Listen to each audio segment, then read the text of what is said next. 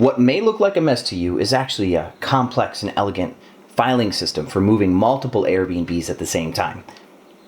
Actually, this is just a mess, but we have a complex and elegant filing system for moving multiple Airbnbs, and that's what I'm going to talk to you about in this video. If you're an Airbnb host like me, and you do my system, rental arbitrage, and you're moving multiple apartments in or out, you're going to need some pro tips to kind of handle the nuances of moving multiple addresses at the same time, because every moving company we work with gets this wrong. So we've pretty much started in-housing even our movers now. So let me give you some pro tips so that way you can prep your move right and it'll save you a ton of headache on the back end. Let's jump in.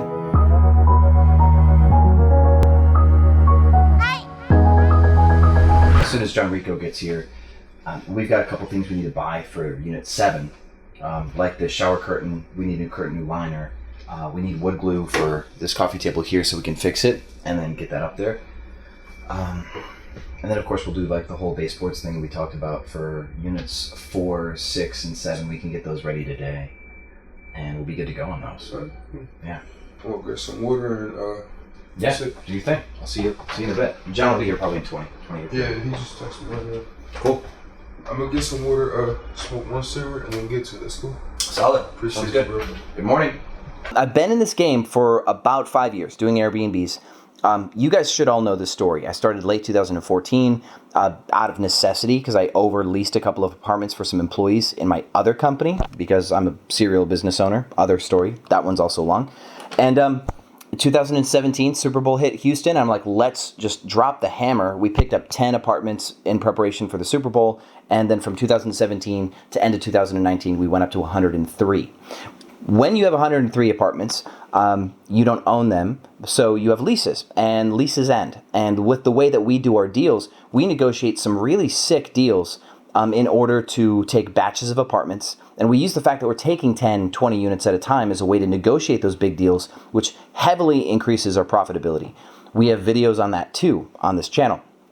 So we're moving into this building. This is Center City, Philadelphia. We're talking blocks from Rittenhouse Square, blocks from Elixir Coffee. Super tasty. This is a 7-unit apartment building that was pseudo-furnished. So what we did is we had to move multiple apartments worth of furniture into this one unit so that way, and this is part of the pro tip, so let's just kind of cut right in. You're going to plan to move everything into one unit and then activate everything around it in the same building. Whenever you move into multiple apartments, that's number one. I'm going to do another video about why you should hate storage units, but in this case, we have made this apartment an impromptu storage unit. So when you sign a lease for 7 apartments, total rent for this building is about $10,000. This one unit is about $1,800 of that $10,000. Activating this one unit first and then moving everything in, our daily cost is 1/30th of $1,800. If we leased the whole building and then started moving things in, then our daily cost would be 1/30th of $10,000, which would be about $300 a day.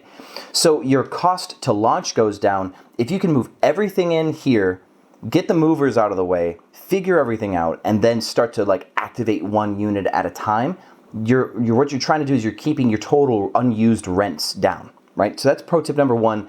That is like not even if you're moving, but when you're moving in or when you're launching. But when you relocate, that is still just as important. So Catherine in Houston last night just moved 13 units worth of furniture into one apartment following our same system. Haley, when she launched 6 units in downtown Dallas, she did the same thing. She just launched 5 units in Fort Worth. She did the same thing. This is part of our system. Activate one unit and then start signing leases around that and move in with all that furniture to all those extra leases. And that way all those other leases activate in 2 or 3 days. So your total weighted holding cost is just this one apartment stays unleased for a little bit longer, but you're saving 6, 7, 10 apartments per day worth of rent. So use that. For relocation, let's talk about these pro tips. Number one, we're gonna talk about how to handle your internet situation. Each internet you have will come with a router and a modem and etc. You just simply need clear tape and a little bit of paper and a pen. And you're going to scratch the address on a little sheet of paper and you're going to tape it to your modem. So that way if your movers accidentally swap boxes up or just mix things up and you're digging through a pile of modems, like 6 or 8 modems, you know what apartment they were assigned to, so it's easier to go and find the account that that modem is assigned to. Because as we move internet accounts from one building to the other, and I have a pile of modems, and I call Spectrum and say, hey, I'd like to move my internet from this address to this address, I then have to find out which modem was assigned to that previous address, which can take you an extra 20, 30 minutes of like trial and error, right? So that's number one. Much like number one, when you move multiple apartments, you're moving multiple TVs. So what happens is you're moving multiple remotes, and you all know that a remote is married to a TV. So to save you having to like reattach remotes and like reboot them, you need to tape your remotes to the back of the TV. That way, when the TV moves, the remote moves with it in tandem, and you don't have to worry about having a box of Toshiba or Insignia smart TV remotes. We've been dealing with that here today, and it's been less than fun, I'm going to be honest. So just always remember that same clear tape serves you 2 purposes. Third, hardware. Movers should do this even in just single apartments, but geez, they forget, and I want you guys to do this. In order to save you money, first off, you should remove all of the hardware, all the screws, all the bolts. You should tear down your furniture. Don't trust a moving company to do it because that's more expensive. A professional moving company charges you tons of money by the hour, $100, $150, $250 an hour. Having them disassemble a home is too expensive. Just hire some helpers at $10, $12, $14 an hour to help you disassemble furniture. They're not moving it, they're just taking it down. And what you're going to do is you're going to buy Ziploc bags, and then you're going to tape the Ziploc bag, same thing, to the furniture that you just tore down. So if you've got a bed frame, right, you're going to tape all the bolts for the bed frame to like one of the like arms or like one of the lower legs of it. And that way the hardware moves with the furniture. I cannot tell you how many pieces of furniture we discover are incomplete and we have to go back to Lowe's to find matching bolts and washers just to get that done. These are the things that happen when you move, and you need to be careful. And another pro tip for when you move is how to control your boxes, your inventory, moving entire apartments, making sure nothing goes missing. And this also helps you for like having confidence in your move. And this is going to be important. When you move multiple apartments, you're going to have a stack of boxes in apartment A, and you're going to have a stack of boxes, they're all flat in apartment B.